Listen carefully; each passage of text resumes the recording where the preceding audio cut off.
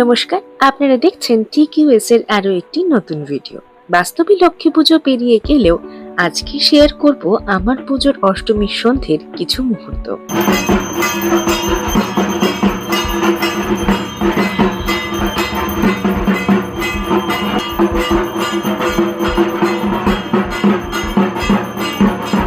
পুজোয় ছোট থেকেই প্যান্ডেল হপিং এর অভ্যেস বিশেষ আমার নেই, বরং জমিয়ে পেট পুজো করাতেই আনন্দ পাই।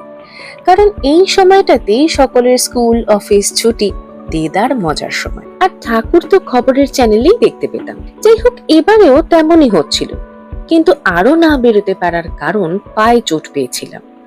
তবুও অষ্টমীতে মনে হলো আর দুদিন বাদেই তো পুজো শেষ, যাই একটু কষ্ট করে হলেও বেরোই। যাত্রা শুরু ক্লাব থেকে ঠাকুর দেখা শুরু করলাম। যদিও বেশি ঘোরার ইচ্ছে মোটেও ছিল না, সুন্দর সেজেগুজে বেরোতে না বেরোতেই ঘেমে নেই একসা। ভীষণ সুন্দর কারুকার্যে তৈরি হয়েছিল প্যান্ডেলটা। মায়ের মুখ থেকে যেন চোখই সরানো যাচ্ছিল না। 4 ছেলে মেয়ে নিয়ে মা মধ্যমণি হয়ে আলো করে বসেছিলেন। এমনকি গোটা প্যান্ডেলের গায়েও নানান দেবীর মূর্তি দিয়ে সাজানো হয়েছিল। সেখান থেকে বেরোতেই একটা ছোট্ট মেলা পেলাম। ভাবলাম পরের মণ্ডপে যাওয়ার আগে একটু শক্তি বাড়িয়ে নি, তাই টপাটপ কয়েকটা ফুচকা সাঁটিয়ে নিলাম। এরপর গেলাম এবারের কলকাতার সেরা পুজোগুলোর মধ্যে অন্যতম একটি পুজো, কেন্দুয়া শান্তি সংঘতে। ক্যামেরাতে এই আলোকসজ্জা ঠিক মতো না দেখা গেলেও যারা প্রত্যক্ষ করেছেন তারা জানেন কি অপূর্ব হয়েছিল মণ্ডপ সজ্জা। আমার যেন আরো বেশি করে ভালো লেগেছিল আবহ।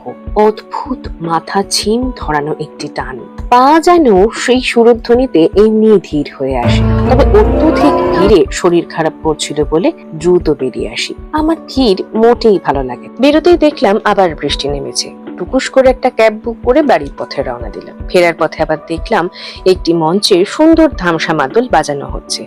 ওদিকে সকলের মনোরঞ্জন করতে গিয়ে ক্লান্ত মানুষগুলো একটু জিরিয়ে নিচ্ছিল। এভাবেই শেষ হলো 2025-এর পুজোর অষ্টমীর রাত।